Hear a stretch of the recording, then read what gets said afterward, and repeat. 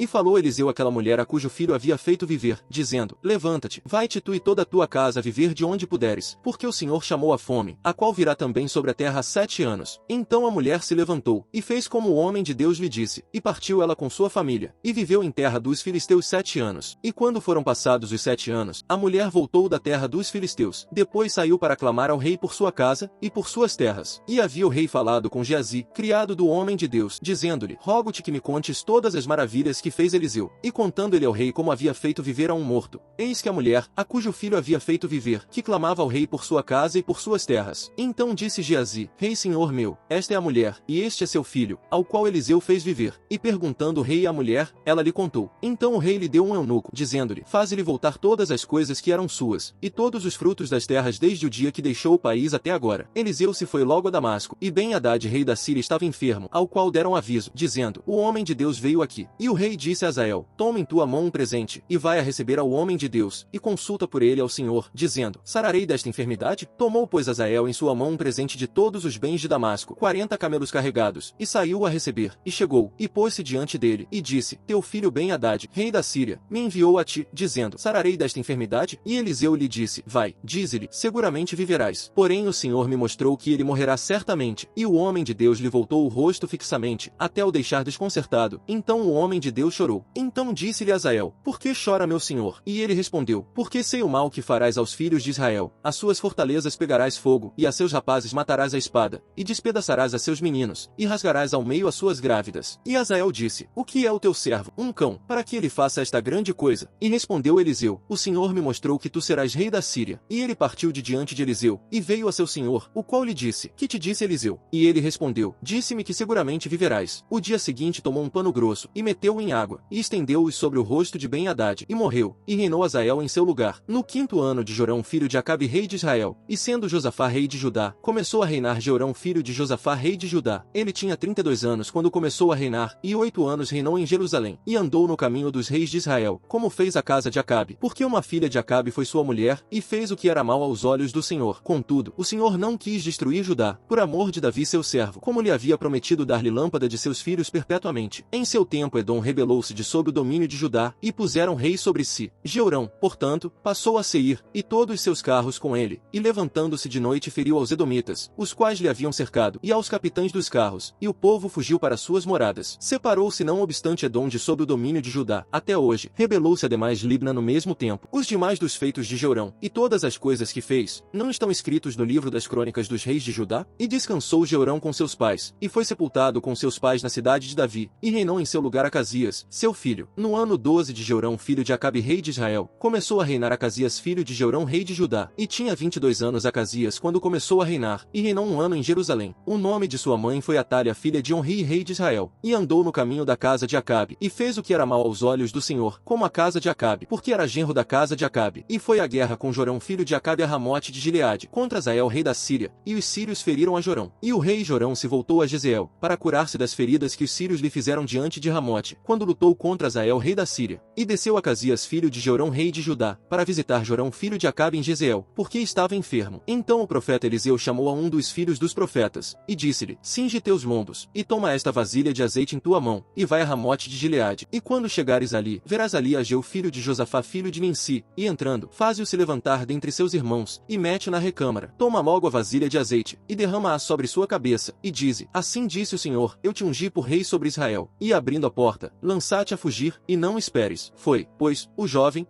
do profeta, a Ramote de Gileade. E quando ele entrou, eis que os príncipes do exército que estavam sentados, e ele disse: príncipe, uma palavra tenho que dizer-te. E Jeú disse: a qual de todos nós? E ele disse: ao Senhor, príncipe. E ele se levantou, e entrou-se em casa, e o outro derramou o azeite sobre sua cabeça, e disse-lhe: assim disse o Senhor Deus de Israel, eu te ungi por rei sobre o povo do Senhor, sobre Israel, e ferirás a casa de Acabe teu senhor, para que eu vinde o sangue de meus servos os profetas, e o sangue de todos os servos do Senhor, da mão de Jezabel. E perecerá toda a casa de Acabe, e exterminarei de Acabe todo macho, tanto ao escravo como ao livre em Israel. E eu porei a casa de Acabe como a casa de Jeroboão filho de Nebate, e como a casa de Baasa filho de Aías. E a Jezabel comerão cães no campo de Jezeel, e não haverá quem a sepulte. Em seguida abriu a porta, e lançou a fugir. Depois saiu Jeú aos servos de seu senhor, e disseram-lhe: a paz? Para que entrou-te aquele louco? E ele lhes disse: vós conheceis ao homem e suas palavras. E eles disseram: mentira, declara dá-o a nós agora. E ele disse, assim e assim me falou, dizendo, assim disse o Senhor, eu te ungi por rei sobre Israel. Então tomaram prontamente sua roupa, e a pôs cada um debaixo dele em um trono alto, e tocaram trombeta, e disseram, Jeú é rei.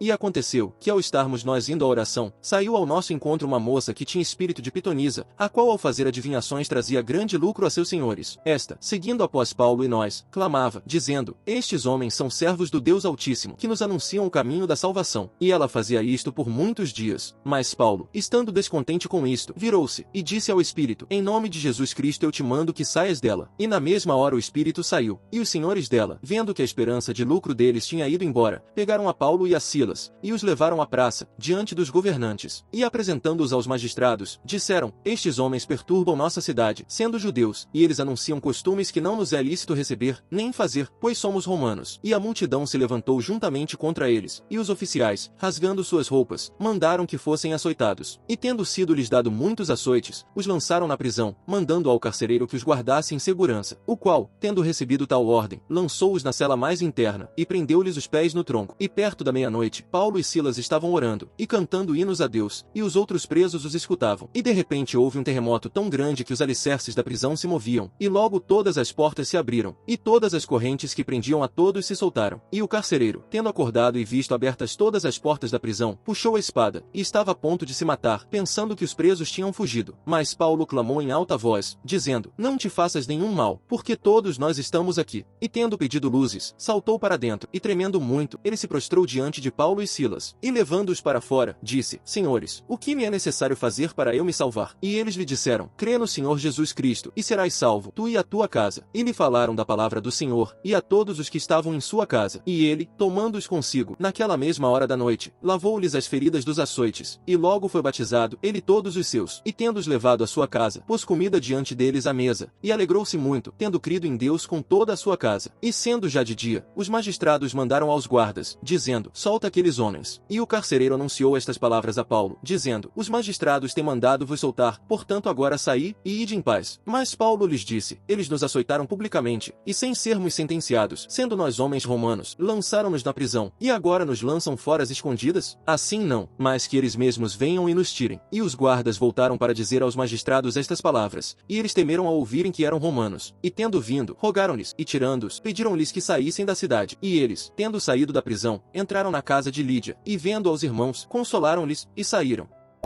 Ó Senhor, ouve minha oração, inclina teus ouvidos às minhas súplicas, responde-me segundo tua fidelidade e tua justiça. E não entres em juízo com teu servo, porque nenhum ser vivo será justo diante de ti. Pois o inimigo persegue minha alma, atropela na terra minha vida, e me obriga a viver na escuridão, como os que há muito tempo morreram. Por isso meu espírito se enche de angústia em mim, e meu coração está desesperado dentro de mim. Lembro-me dos dias antigos, eu considero todos os teus feitos, medito nas obras de tuas mãos, levanto minhas mãos a ti. Minha alma tem sede de ti como a terra seca. Responde-me depressa, Senhor, porque meu espírito está muito fraco. Não escondas tua face de mim, pois eu seria semelhante aos que descem a cova. De madrugada faze com que eu ouça tua bondade. Por quem te confio, faze-me saber o caminho que devo seguir, porque a ti levanto minha alma. Livra-me de meus inimigos, Senhor, pois em ti eu me escondo. Ensina-me a fazer a tua vontade, pois tu és meu Deus. Teu bom espírito me guie por terra plana. Vivifica-me por teu nome, Senhor, por tua justiça tira minha alma da angústia, e por tua bondade extermina os meus inimigos, e destrói a todos os que afligem a minha alma, pois eu sou teu servo.